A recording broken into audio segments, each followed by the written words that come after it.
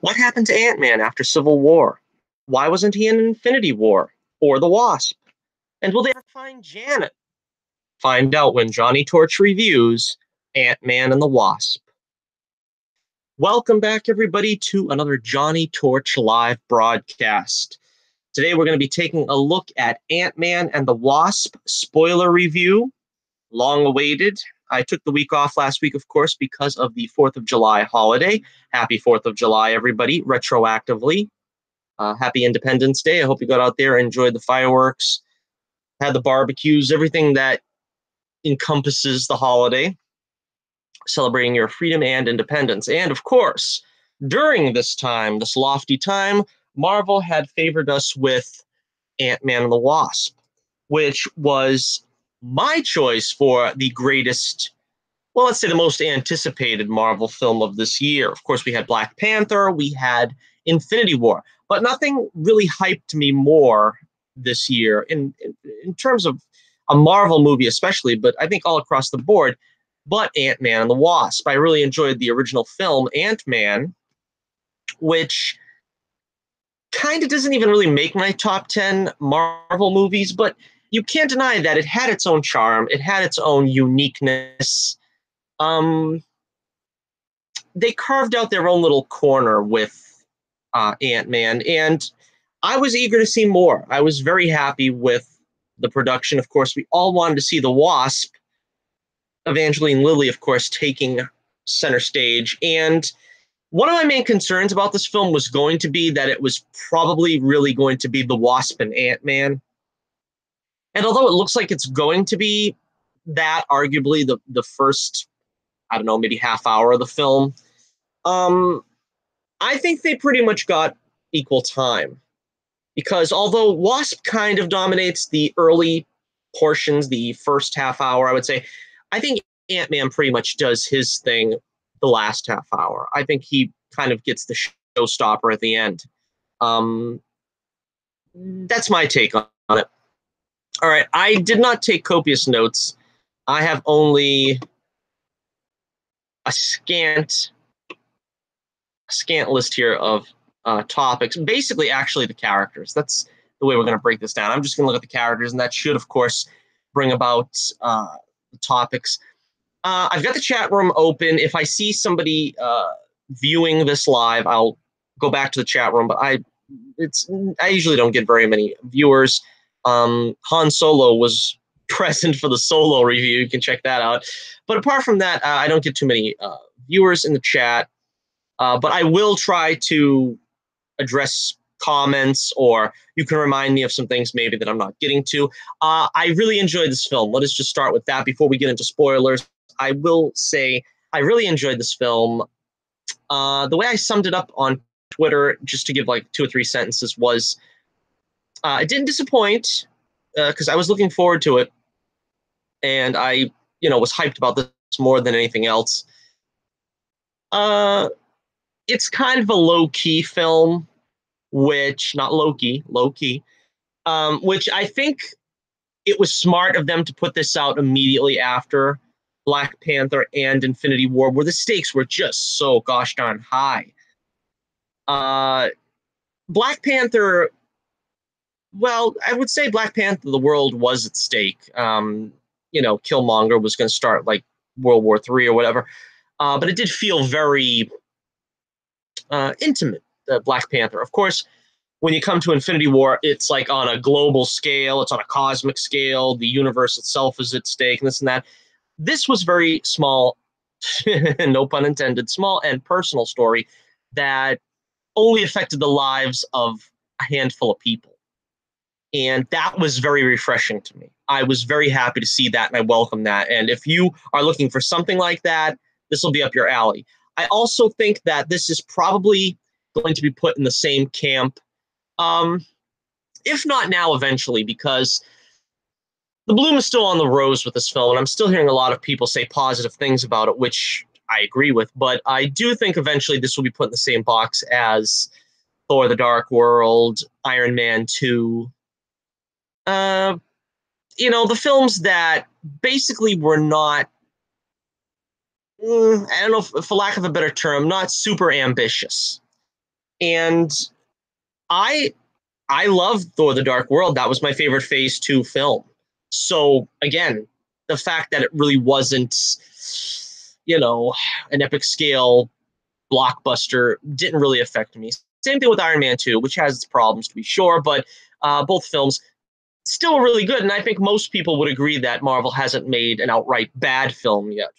Even some of the films that are generally accepted as subpar or mediocre, they are still pretty damn strong in terms of entertainment value, if nothing else.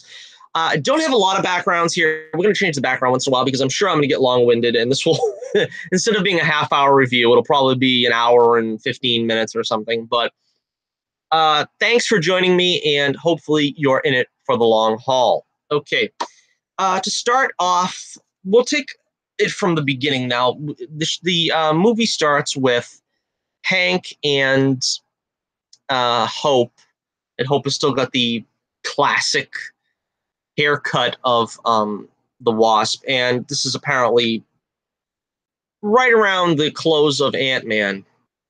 This takes place, this conversation, and he is, vocalizing his interest in going back for Janet. And of course, many of us speculated this is where the sequel was going to go, because if Scott could exist in the quantum realm, then there was no reason Janet couldn't. So we got the flashback. I loved it. It reminded me a lot of, Superman 2, where they get you up to speed at the beginning of the sequel by replaying the pertinent information of the previous film.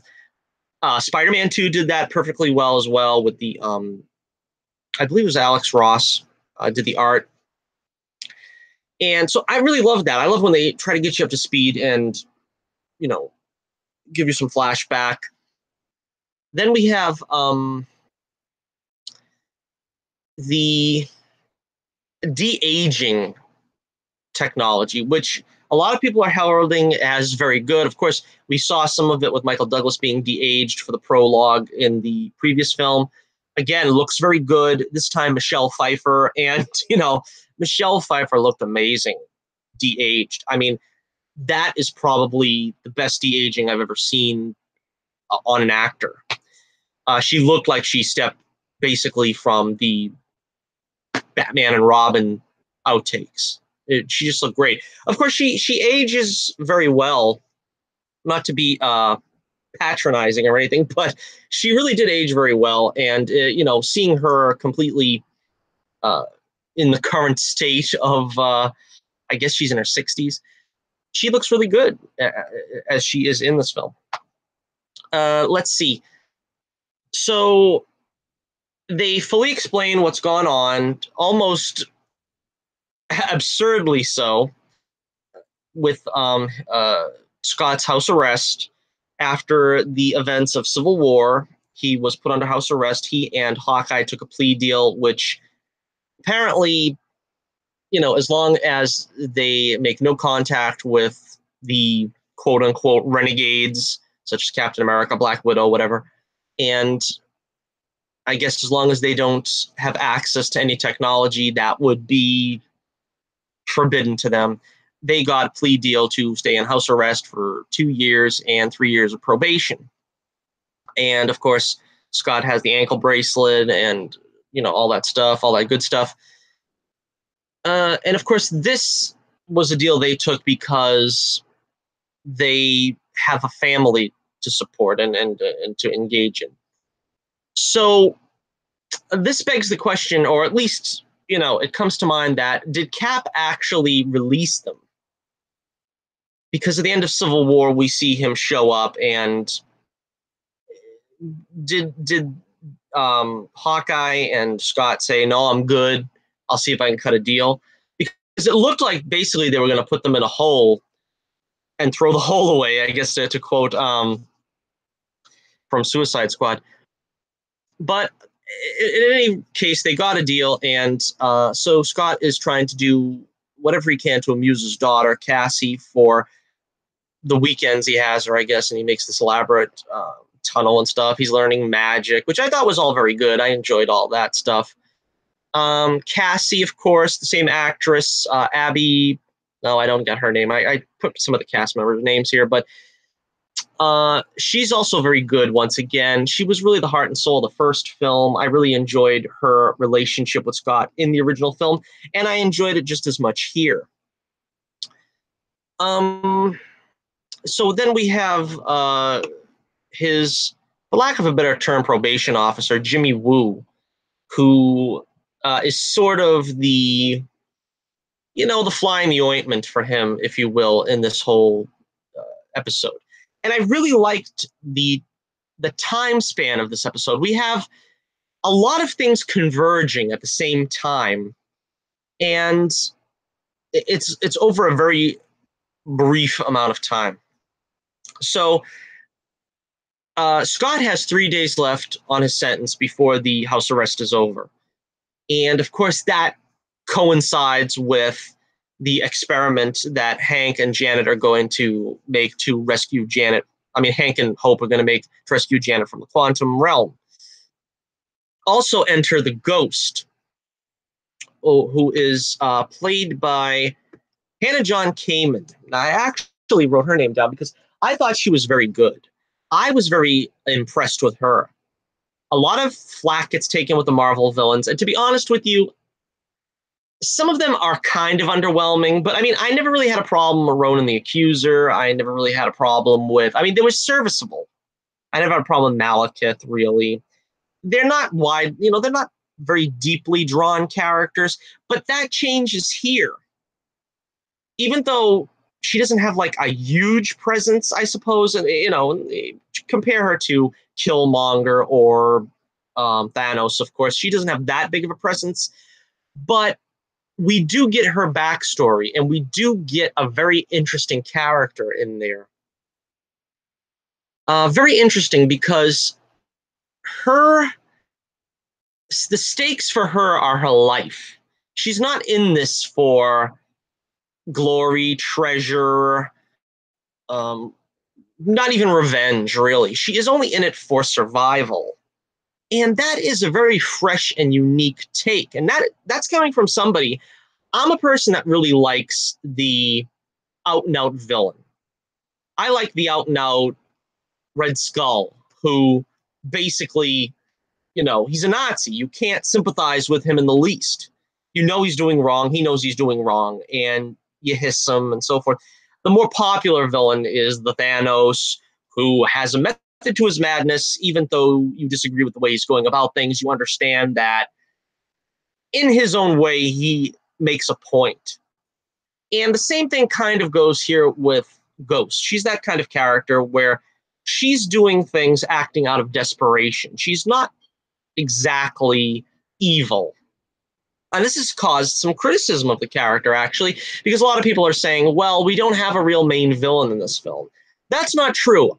I think Ghost is the main villain.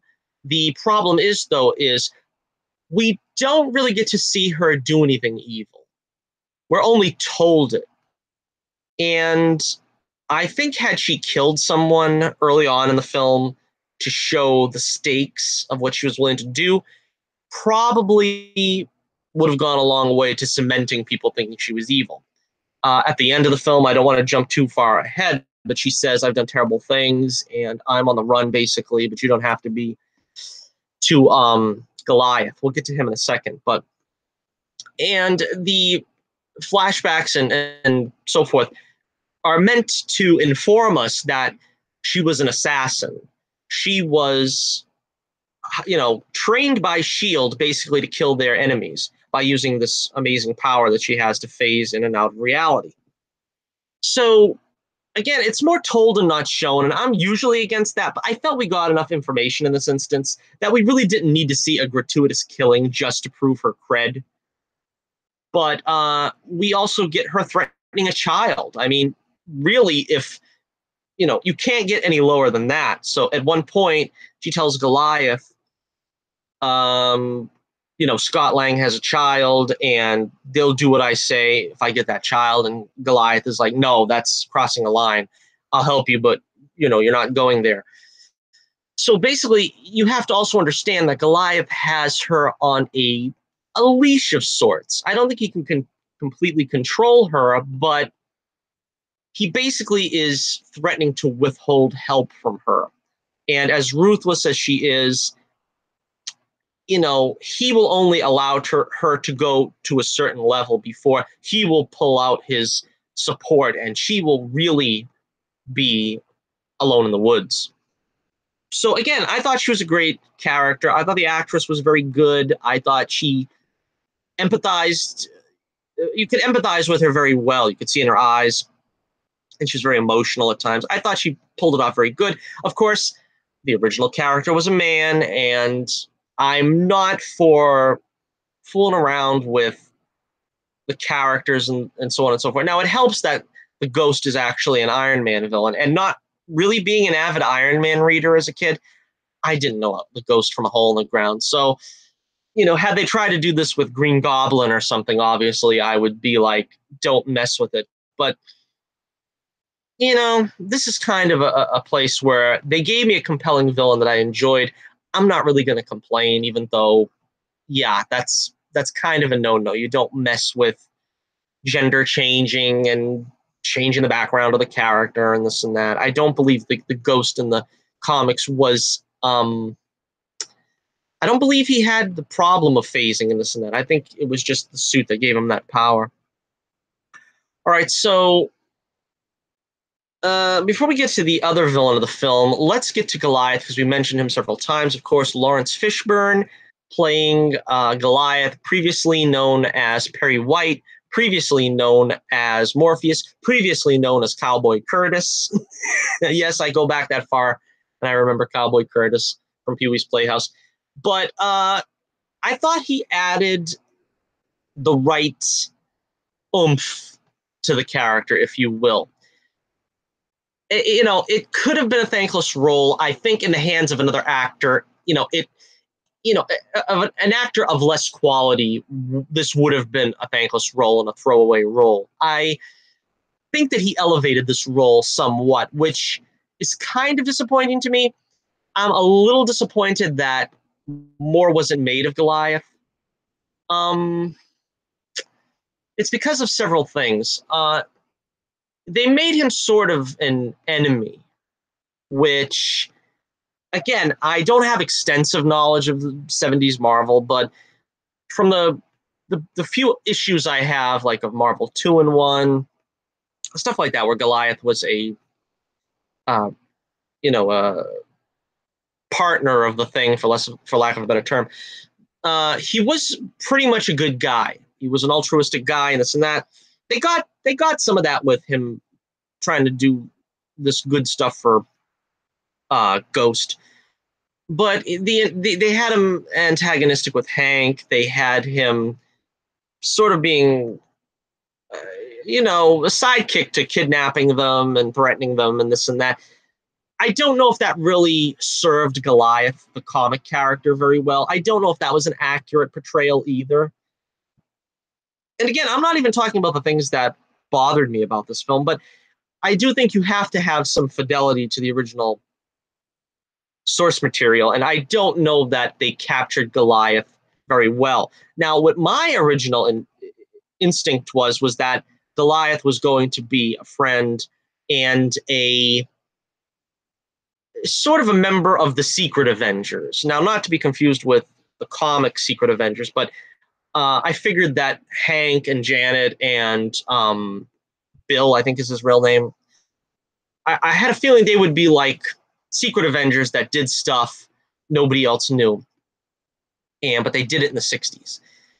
And that's not really the way they took it at all. I think they just took it that he experimented with the Giant Man, or the Goliath program, if you will, and got to, whatever he said, 21 feet.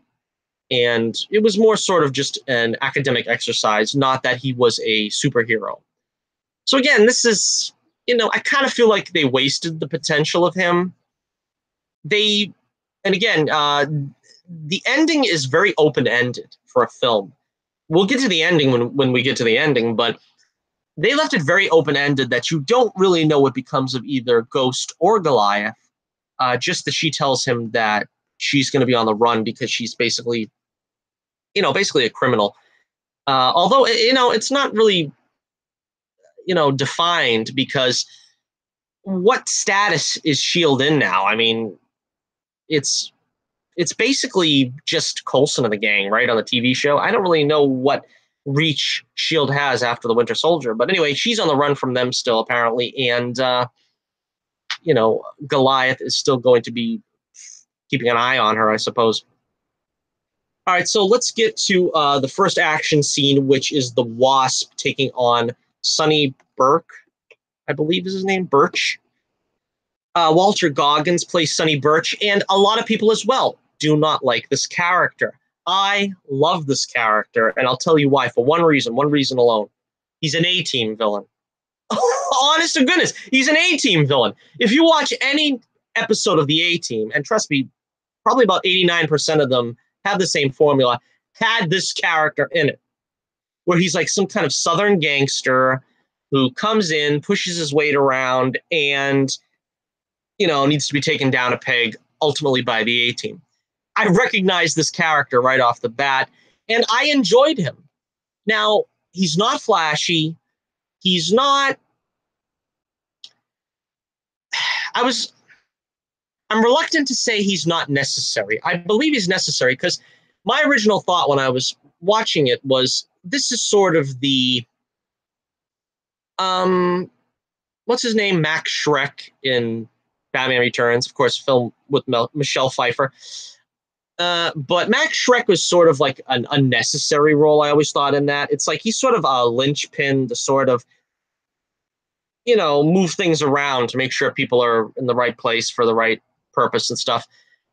And those kind of characters you really don't need. You just got to write it a little more convincingly to get the characters where you want them.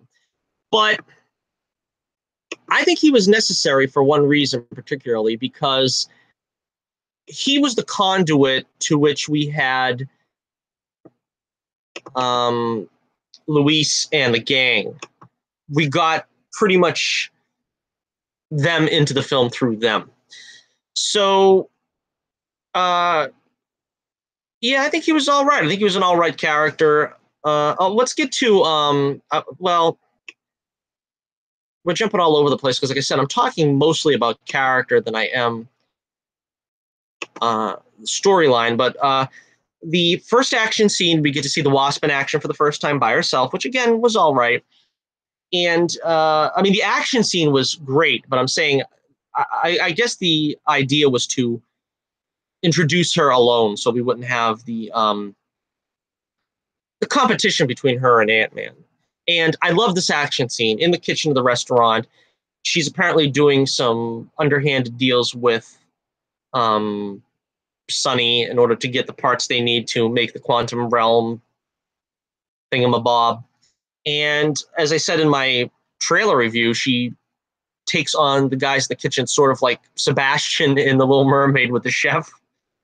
And it's a really great scene. It's very inventive when you get to see the salt shaker and all those gimmicks. Some people were upset that most of those gimmicks were in the trailer, and this didn't disappoint me that they showed so much in the trailer, because admittedly, they did show a lot in the trailer. But I think the draw of the film was essentially, what about Janet? Are they going to find Janet? What are they going to do with Janet? So that really didn't bother me, because I thought the action was good enough that I didn't need to see something, something bigger, some bigger spectacle. And of course, the Wasp costume was perfect. I thought she looked great as the Wasp. Again, I said this in my trailer reviews, but her mask is what I was afraid of, that it would, take away from her beauty. Evangeline Lilly, of course, very attractive, but you get to see her eyes and the elaborate eyepiece there, as you can see in comparison to Scott's, is bigger and allows for more expression. And you can see, the feminine look of her all the more through the mask with the eyelashes and makeup and so forth. So I love the costume. I thought the costume was great. Then this is where they first meet the Ghost, and they have a little battle there, which I thought was a lot of fun, and I thought was really great. Scott gets involved and gets in on it too. Of course, Wasp is a much better trained fighter. And by that token, I would say Scott is a little bit better at the sort of the gimmick of the shrinking and the enlarging. I think that's kind of what they didn't make Wasp Giant Wasp or something like that. They're making that sort of his thing, that he's Giant Man, and Wasp is sort of the more proficient combatant. All right, so they have this battle, and Scott has got a defective suit, which I thought was all right at first, but once they get the suit later on, the real suit, I don't know why it seemed like he still had problems with the defective suit. I might have missed something. I'm hoping to see it again tomorrow, which I'm looking forward to because I really enjoyed it. But let's talk about the action a little bit. The problem with the action was I don't think Peyton Reed is a great action director. This was one of my complaints about the first Ant-Man. There wasn't enough action in the first half of the film. In this film, they kind of make up for it with a lot more action in like this long car chase that just, where the MacGuffin is thrown around back and forth, which we'll get to that in a moment. But this action scene was great. It reminded me of, like, in the first film, we had the Falcon action scene, and that was sort of the only set piece we had beside big battle with Yellow Jacket. Which, speaking of villains, I meant to mention when we were talking about villains, Yellow Jacket. Yellow Jacket, I thought, was a great villain. And he's one of those kind of villains where he is just purely evil. He's a purely evil villain. And he just wants, he wanted everything that I described. He wanted revenge. He wanted, fame and glory, money and wealth. That's the kind of villain that I'm usually more gravitate towards. And I guess Sonny Birch is kind of that kind of villain in this, but he's not. He's on a low scale. You know what I mean? He's not a global terror the way Yellow Jacket would have been, Darren Cross. All right, so let's talk a little bit about Luis and Dave and Kurt. We get them back again. Dave and Kurt really don't have a whole lot to do in this film. They get their moments once in a while. We got a really funny scene with Kurt and the Baba Yaga. I think that's what he was saying, to Baba Yaga, which was the ghost. And the guys are in security now, and they're sort of doing security for so that people can't break in, which is the obvious joke. The irony is that they broke into places, now they're going to secure them. I think that I was a little worried about Luis.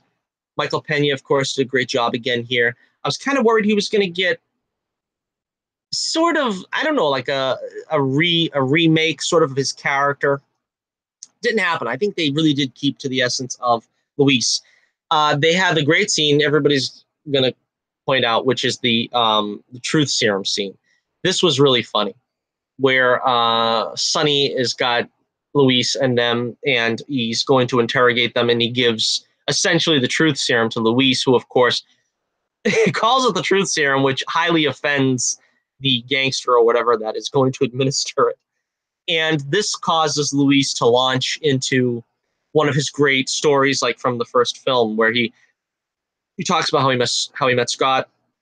He's got the crazy wig on, and he basically kind of assesses the first movie and the relationship of Scott and Hope, where we left off with them, which of course was also very helpful. Really funny stuff from him. We got later on in the film when we get the car chase, we've got him in the Hot Wheels, like the purple car with the flames and everything. That was really funny too. Like I said, the guys, T.I. and Dave Del Masterson, they come in and support. They're really good at support in this film. But I apart from like the Baba Yaga joke, I don't really remember too much of anything else they did. I mean, in the other film, they got the original Ant-Man. They kind of had a few moments. They had the the van scene where they had to download the thing and everything, and then there was the earlier on scene where they're they're doing the what was it, in like the Flynn. So that they didn't really have those as many of those moments that were memorable to me in this one. So that's kind of a drawback. But as I said, I think Sonny Birch kind of was the conduit to give us the little bit of Luis and Dave and Kurt that we got. So that was pretty good. Before I forget, we got to mention the Stan Lee cameo. The Stan Lee cameo is one of the funniest. I'm surprised, but they still managed to outdo themselves with the Stan Lee cameos. And of course, I hope Stan keeps making them. And with, not to get derailed, but the sad situations that he's been through this past year, I don't know how long he's going to keep making these cameos, because he seems to be completely,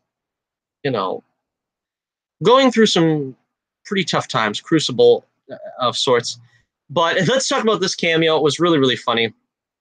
He's trying to get into his car. He's got the keys to open the door, and the car shrinks because of one of the shrinking discs. And he says, well, the 60s were fun, but I'm paying for it now. That was hilarious. That was one of Stan's greatest cameos. And I don't know when they shot that, but he still looked great as well. Great delivery by him. Great delivery. So let's talk a little bit also about, at this point in the film, let's get to this point where the Hank and Hope are on the run because, and this is something I'm not entirely sure I understood, but they were being called accomplices because Ant-Man took the suit, because Scott took the suit. So for some reason that implicated Hope and him. I don't know if that's how it works. That's like if you've got a gun and your friend comes over and picks up the gun without you knowing and then shoots somebody in a robbery, that's like you're implicated. That's kind of what it's felt like to me. And I don't know if that really holds any weight, but I guess the idea is maybe that Pym was holding out on the government or something, and it still doesn't really hold any weight, because then that's kind of what we went through in Iron Man 2, where it's, can the government just acquisition the equipment? And that was kind of a long discussion that never was fully resolved, I don't think, in Iron Man 2. But anyway, so the idea is they keep shrinking the laboratory, the Pym labs, and carting it off wherever they want and setting up shop somewhere whenever they feel the need they have to move. There's some fun jokes. We'll talk about some of the humor here too. We had the scene where they get tied up by Ghost and Goliath, and Goliath did help them to try to put their machine together by his advice. But and the scene with the phone, that was really funny. It was a 911. It might be an emergency. And she's looking for her shoes. And we had the scene where he's trying to get a flying ant, and the seagulls keep eating the ants before he get them. I didn't feel the humor was intrusive the way a lot of Marvel films are. A lot of people resent the humor. I'm going to use that term, resent the humor in the Marvel films. I didn't really feel it was that intrusive. I mean, there was like I said, there was a handful of scenes that were supposed to be comedy scenes. Like, this is supposed to be really funny. But most of the time, it seemed like it was organic to the story. Like, for instance, they had to get the trophy from Abby in school.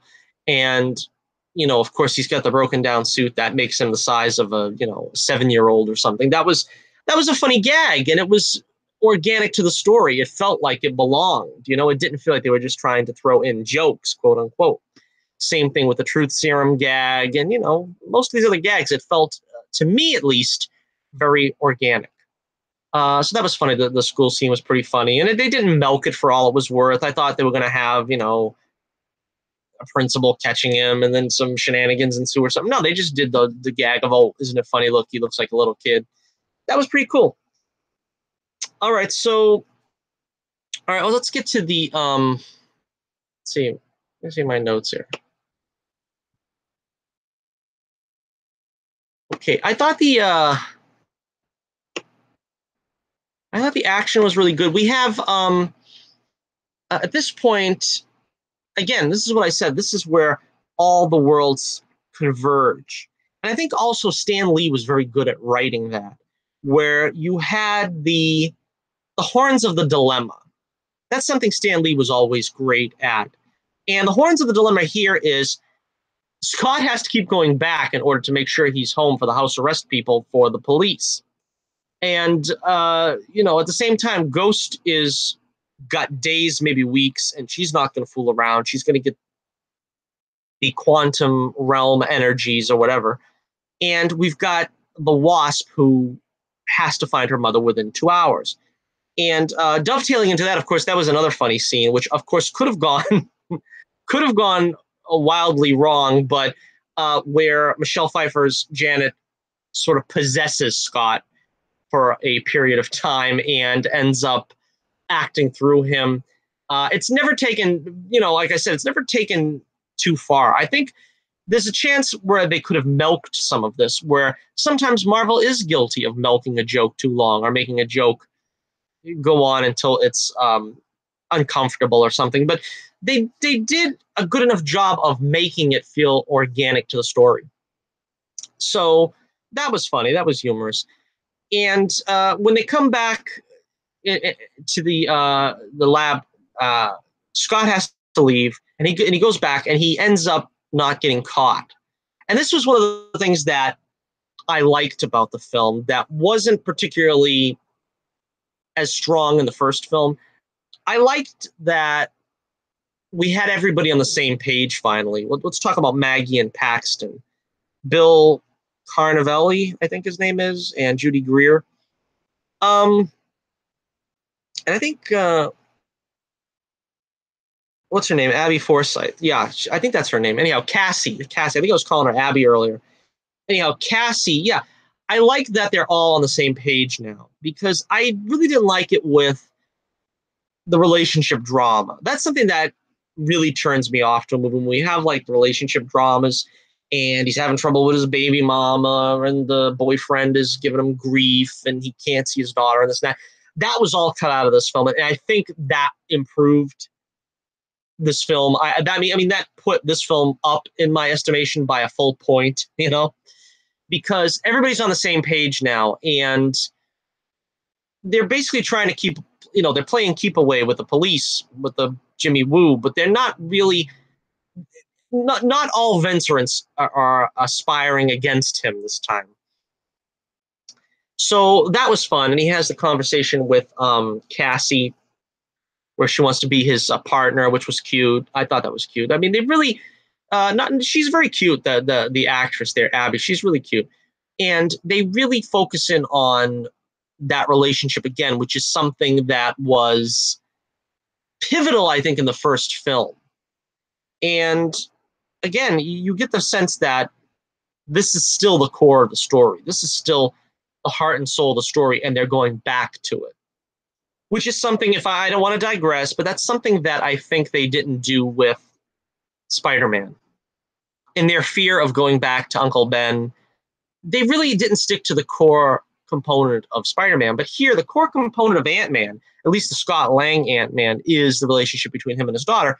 And of course, Hank and his daughter, that was pretty much from the first film.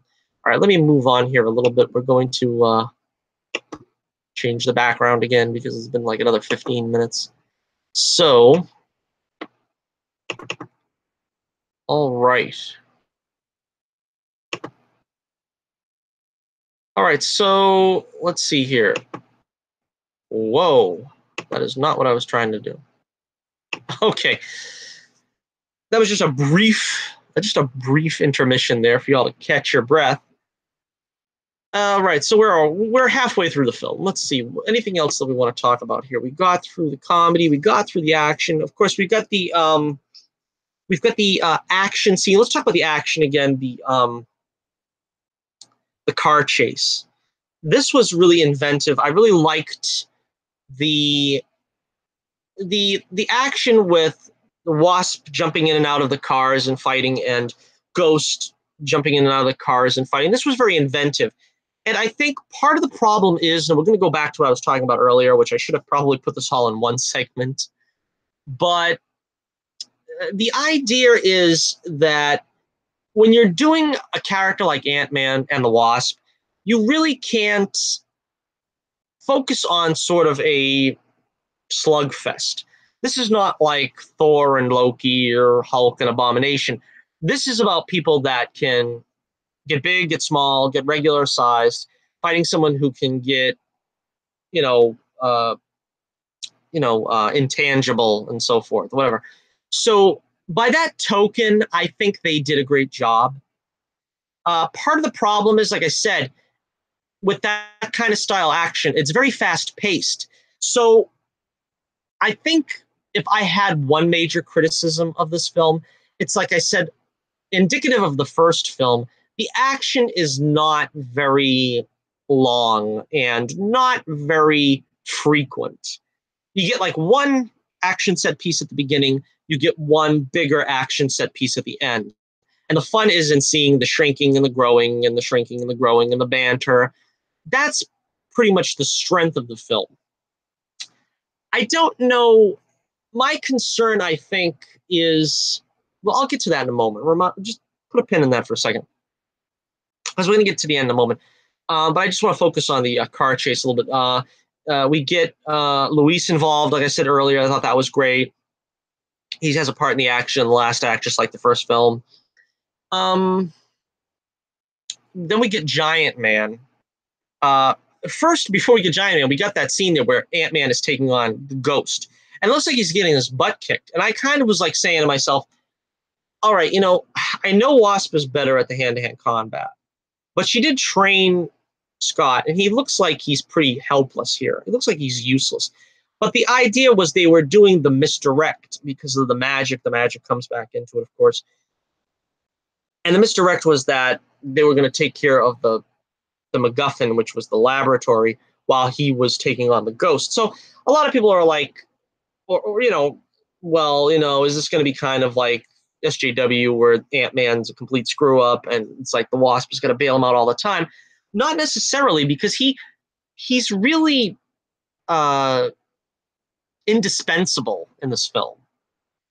He was the one that basically kept the Ghost at bay for that scene, and he's the one that ultimately gets the laboratory back when he turns into Giant Man. So I really didn't see there being SJW propaganda in this film, because I know a lot of people are going to look for it, because a lot of people have already been scrutinizing Marvel, because let's face it, the comics are a bastion of SJW nonsense.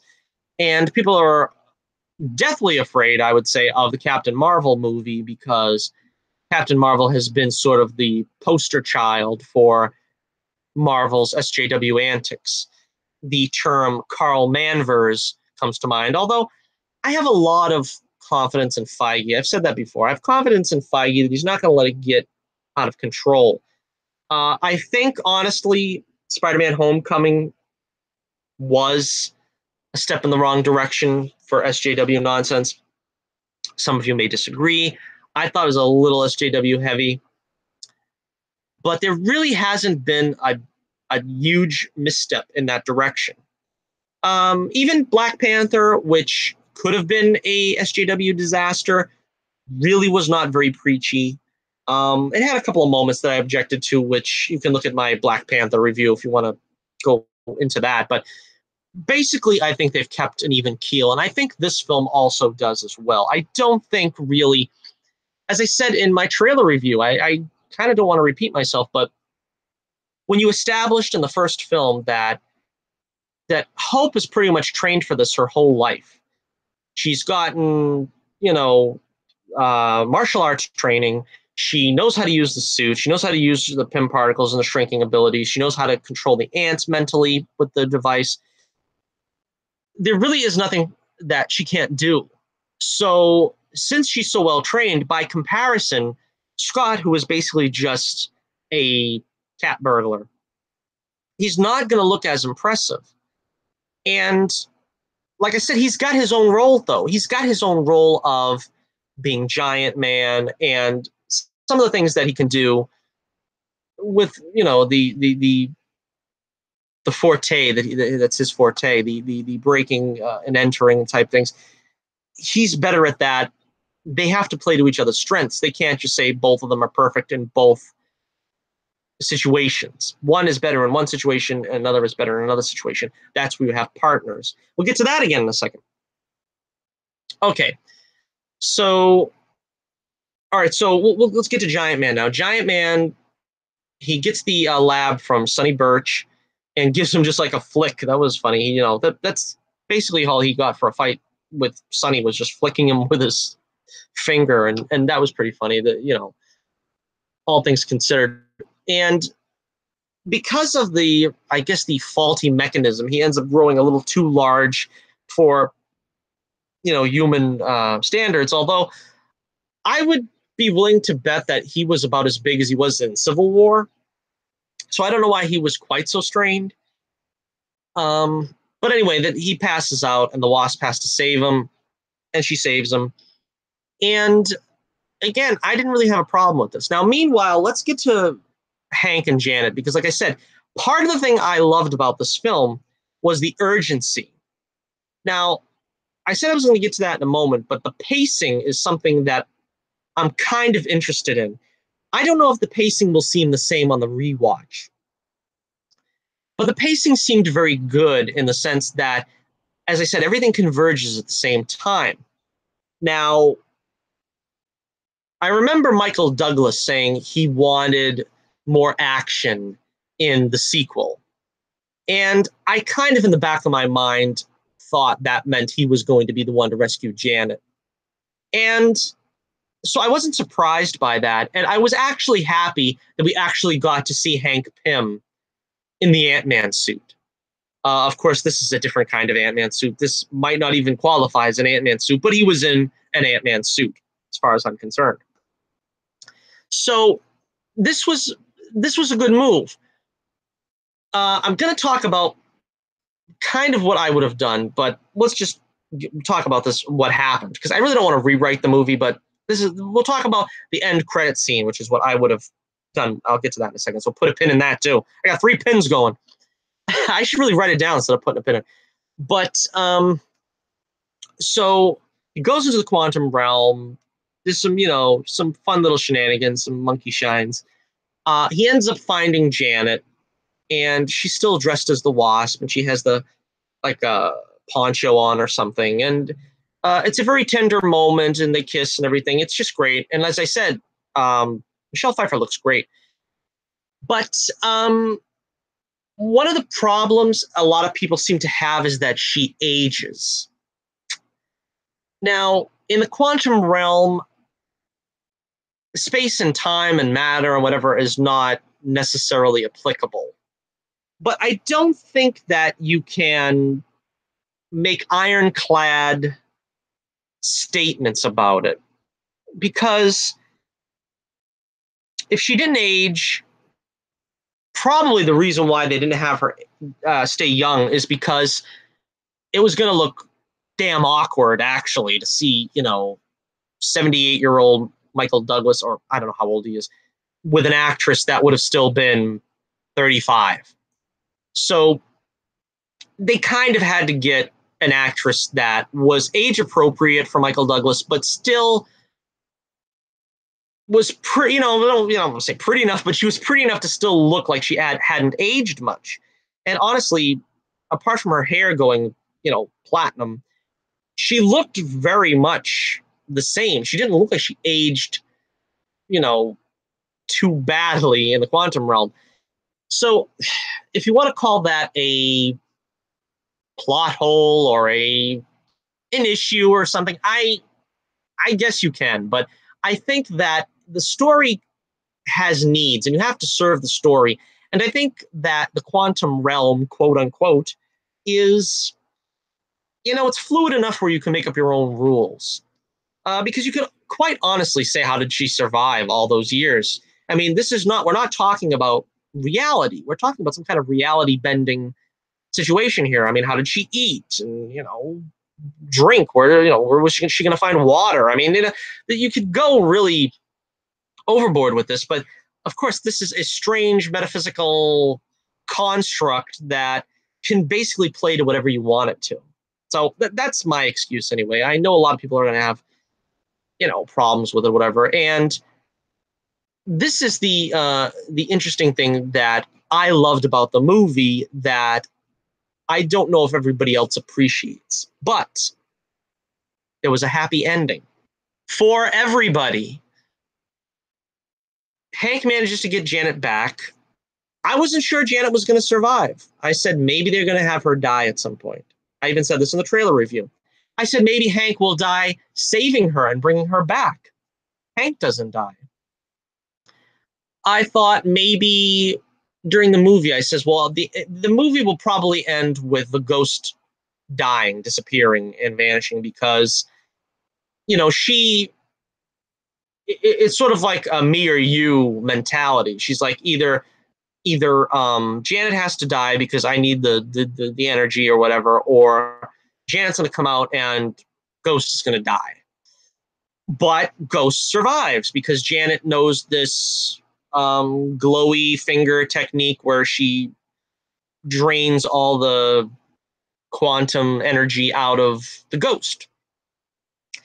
And it was interesting that they kind of had the ghost's origin tied to Hank, because it seems like, and they even make a joke about this in the film somehow, where like every bad thing is somehow tied to Hank Pym. It's kind of sad. That's like, she doesn't seem to be after Hank for revenge, but it's because he distanced himself from the father, the ghost's father, and Ghost's father wanted to continue on with the experiments, and then she got caught in it, and her mother and father died. But she doesn't seem to be completely revenge-minded against Hank. And Hank says his piece, and he says basically, look, she's not telling you the whole story. It wasn't really like what she's telling you. So that was interesting. So that's where I was saying, I'm not sure how this is going to play on the rewatch. I don't know if a lot of people are going to say, well, it ends kind of pat. Everybody winds up okay. Everything's hunky-dory, and there was no loss. And even the sword of Damocles that I thought was hanging over Scott, and I said, oh, he's going to get in trouble with Jimmy Woo at the very end. No, he puts the Ant-Man costume at whatever it is, 6 stories tall or something, and he gets out of it by showing it was an empty suit. Of course, that's basically circumstantial evidence, really. I don't think, even if he was seen in the suit, as long as he was found at home with the ankle bracelet on, I don't think he would get in trouble. But anyway, he doesn't even have that fouled up, because I said, oh, that's going to be the thing where he's going to still be on the run and he's going to get in trouble. And then finally in Infinity War Part 2 or Avengers or whatever they're calling it, all of the renegade heroes will be off the hook and what have you. But no, they basically just played it out as everything worked out for everybody. And I have to tell you, that is so refreshing. That is so refreshing that somebody somewhere or somehow didn't get the crap end of the stick. You know what I mean? Everybody gets out with a happy ending, pretty much. I mean, the ghost is still a fugitive or something, but they're still trying to help her, even in the post-credit scene. And this reminds me of what was in the news, social media news recently, where they were talking about Rian Johnson and how George Lucas was talking to Lawrence Kasdan during meetings for, I don't know, I think it was Return of the Jedi, where he was saying, Kasdan was saying, let's kill Luke and make Leia the hero, or let's kill Yoda, or let's kill, whatever, Lando, or whatever. And Lucas was like, no, you're a product of the 80s. You're like, we've got to kill to raise the stakes. We got to make sure there's a cost to everything. No. What Lucas said, which is what is great and what is lacking nowadays in film and television, is you want to be uplifted at the end. You want to go on this journey with the heroes and see the good guys win, the bad guys lose, and everybody comes out unscathed. There's no harm in that. That's what we had when I was a kid. The heroes never died. I mean, at the most you had like, well, let's say Obi-Wan or Yoda or something where they were old and you kind of had the idea that they were at the end of their lives, but it wasn't something like where the hero continually gets crapped on. And that seems to be like something that happens. And I kind of felt was happening in the first film where it was up until the end of that first film, Scott was like getting crapped on from everybody. And, you know, you can have that as a joke. I think they did a pretty good job with that in Spider-Man 2, where they basically made Peter sort of like a Charlie Brown, where basically everything went wrong. But that was more of a comedic effect. This, you know, you want to have a happy ending for everybody once in a while. It's nice. And I think they felt that they could get away with that because of Infinity War. And we just got through the, you know, pit of the stomach, um, deep loss and the mourning that we had of our heroes all falling and this mad titan conquer the earth. No, we've got a small story with small stakes and everybody comes out happy at the end. All right, before we wrap this up, we're going to do some concluding thoughts here. All right, one of the other things I wanted to touch on was the relationship between Hope and Scott. Now, this is not really, like I said, the my dislikes. I didn't really dislike anything from the film, really. Like I said, I said maybe the action, maybe on the rewatch it might be a little too pat, but I think maybe they could have afforded to get into the relationship with Scott and Hope a little bit more. Now, in the first film, they basically went from being pretty adversarial to kind of digging each other. And then things screw up with Civil War, and they're kind of at odds again, he and Hope and Hank, which again, at the end of this film, I think Hope and Hank are still wanted, aren't they? I'm pretty sure they're still fugitive. It's a very open-ended film. Like I said, it's really waiting for Avengers 4. But so at the end of the movie, we get that nice scene with they're shrunk down and they're looking at a drive-in movie, which is actually the laptop because they shrunk down, which was cute. And Cassie is sort of giving her vote of confidence or whatever to the relationship that they can now be a couple. But they're partners and not actually a couple in this film, I think. And again, I don't think that was a bad thing, but I'm still waiting for that one moment where we see them actually be in love. And I don't think we've seen that yet. They are partners first, and, you know, they're not even lovers yet. It's not lover secondary. They're partners and they're not lovers.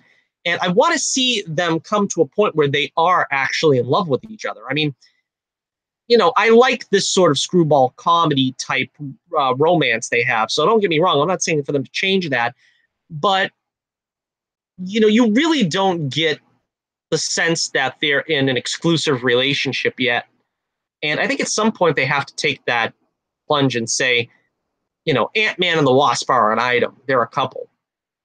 I think at this point, I don't know that that's the case, but I would like to see some kind of concrete evidence of that. I'm not saying it has to be some kind of wild love scene or something, but I mean, they need to sort of, and I think they did at the last scene with the laptop there or whatever. That was sort of their way of saying, yeah, they're going to be a couple now. So we'll see where they take it from there. I'm not sure. The other thing I was mentioning that I wanted to come back to was we're going to talk about the post-credit scene now. And the post-credit scene is what I think we were all expecting it to be. I don't think there was anybody surprised by this, but Scott goes back into the quantum realm to pick up some, I don't know, some pixie dust, some star flakes or something to help cure the ghost, which that I didn't understand. I thought she was already cured and she was going to take off and she was on the run or something. But he goes back into the glowy realm And he gets stuck there because both Hope, Janet, and Hank all disappear with Thanos' snap. So he's stuck in the quantum realm. Now, actually, what I thought was going to happen, and I don't know, it might have been a better ending, it might not have been, but I actually thought what was going to happen was at the end of the movie, of course, this would have made it a cliffhanger, which is something I guess they didn't want to do because Infinity War is a cliffhanger. But I thought Scott was going to go into the quantum realm to save Janet. And while he was in there, Hope and Hank disappear with the Thanos snap. And he gets stuck in there, and he's trapped in there, and he can only fend for himself because Janet finds him and sort of, you know, nursemaids him through how it is to live in the quantum realm. You know, this is how you do to survive. I survived for 30 years or whatever. This is what you got to do. I thought that would have been more compelling. That would have been a way to end it. I mean, they did end it similar to that, but, and then you could have, I guess you could have either, you could have it one way or the other. You could either have Janet and Scott find their way out of the quantum realm, only to find Hank and Hope had disappeared. Or you could have a cliffhanger and let this arc over into Infinity War Part 2, where they get released from the realm and both of them, you know, go up against Thanos. Well, Scott goes against Thanos, and maybe Janet would be the scientific mind behind helping him go against Thanos. Or you could do the cliffhanger, like I said. You could have Scott and Janet stuck in the quantum realm, and you could have Wasp and Hank helping the remaining Avengers in Infinity War Part 2, and then everybody meets up at some point, like in the last act. I think they probably wanted to have Janet and Hope reunion. Just say nothing of Hank and Janet reunion in this film. But it is interesting. I mean, those are the thoughts that came across my mind. And like I said, it might be like the simplest solution, but it's not necessarily bad. I mean, I like seeing a simple, happy ending for once. And so this is kind of that. Everybody's happy. Everybody gets what they want. And everybody goes off, lives happily ever after. All right, so where does this leave us for Infinity War? Apparently just, I think it was already, I don't know how it got out or something, but I think it is a fact that the Wasp will be in Infinity War Part 2 or whatever they're calling it. And so at some point, you know, the snap will be reversed and I think all the heroes will be back. But you have to remember, Scott is probably going to get out of that realm somehow. Now, he knows he's gotten out of it before, so it might not be much of a difficulty for him. It might be just that was something that protected him from the snap. But one way or the other, he'll get out, and he will join them in Infinity War. We already know that. We've seen some behind-the-scenes photos. We see the gray-haired Tony Stark and the Captain America with the suit on from the first Avengers. But I think I touched on everything there was to touch on. There is a second post-credit scene at the very, very end. You don't need to stay for that one. I can tell you right now. You'll see what you've seen in the trailer, which is the ant playing the drums, because the joke was, of course, the ant was programmed to wear the ankle bracelet for Scott while he was gone, and he was basically doing all the things Scott does in 24 hours. So if you're one of those people eager to escape the theater and get to your car, you probably won't miss anything much with that. Also, the television goes off in a news bulletin saying half the world has disappeared, but it's, again, I was in the theater watching it, and a lot of people stayed because a lot of people don't. A lot of people don't stay for the last, very final credit scene, and a lot of people did. And after it was over, one guy shouted, Thanks, Marvel. So yeah, that's one of the more underwhelming final credit tags. But hey, they can't all be gems, in the words of Groucho Marx. So, all right, let's put a number on this one. Let's put an alphabetical review on this one. Let's put a statistical stat on it. Whatever way I'm trying to say this, but I am going to give Ant-Man and the Wasp 4.5 stars out of 5. That's 4.5 stars out of 5. That would make it, I would say, an A minus. I'm going to give this one an A minus. I think I was very impressed by it. Like I said, there was a few things that probably keep it from being an A or an A plus or a 5-star film. As I said, the action probably could have been a little bit better. It could have been a little bit more of it, especially spread out through the film. I would say that it's a little unambitious. As I said, there was some things you could do maybe that would have perked it up a little bit, made it a little more peppy. As I said, I'm not sure that it's going to be as fun on the rewatch, maybe, knowing already that it's sort of very pat, simple, storyline that is not like fully tied into the next film. But having said that, the humor was great. I loved the special effects of the shrinking and the growing and the action therein with them shrinking and growing. Again, Michael Pena and Luis and those characters were great. Again, Evangeline Lilly, Paul Rudd, just perfect in these parts. I would love to see these guys in Ant-Man Part 5, Ant-Man and the Wasp Part 5. Just keep them going. If we can't have, Chris Evans and RDJ forever and Chris Hemsworth, well, give us a good long run of Ant-Man and the Wasp, and I'll be a happy man. And again, we got to see a lot more of, I don't know if it was a lot more, but we got to see more Hank Pym, a lot more Michael Douglas, which is good. He's always fantastic, of course, Michael Douglas. Michelle Pfeiffer didn't really have a lot to do in this film, but it's one of those things where I think she could emerge in a subsequent film. I was all right with the limited amount of screen time she had, but they really didn't do her any favors by, sort of giving her a limited role in this film. She really didn't get a chance to do a whole lot. I love the Ghost, thought she was great. Goliath, again, not a perfect match to what I was expecting, but Fishburne, of course, great actor, did a good job. Like I said, he elevated the role a bit. So that's the bottom line if you just want to skip to the end and make it through this long, lengthy review. Thank you if you did. And once again, you can, we usually have our shows on Wednesday and Saturday, our live shows.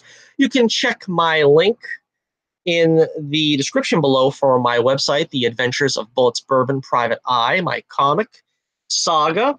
Also, check me out on Twitter in the link in the description below. You'll find a lot of fun stuff like Poll of the Week questions. You can just hang out on Twitter, which I spend entirely too long on. But yeah, let me know in the comments below what you think about Ant-Man and the Wasp. I'm dying to hear about it because there isn't a lot of people talking spoilers about this, and I thought it was a great movie. I thought it was a lot of fun. Not as ambitious as Infinity War or Black Panther, but honestly, I liked it better than Infinity War and Black Panther. So, sue me. What else we got coming out this year? Aquaman is another film that I'm really looking forward to, and I got a lot of my chips on that one, thinking that's going to come out really, really well. So, will it beat Ant-Man and the Wasp as my favorite superhero film this year? I don't know. We'll have to see. But it's got a tough act to follow here because I was very impressed by this film. Okay, so once again, thank you for joining me once again on Johnnie Torch Live, number 95, our special edition today, where we're doing the Ant-Man and the Wasp spoiler review. As always, I'm your host, Johnnie Torch, reminding you, keep the flame burning brightly, and I'll be with you again real soon.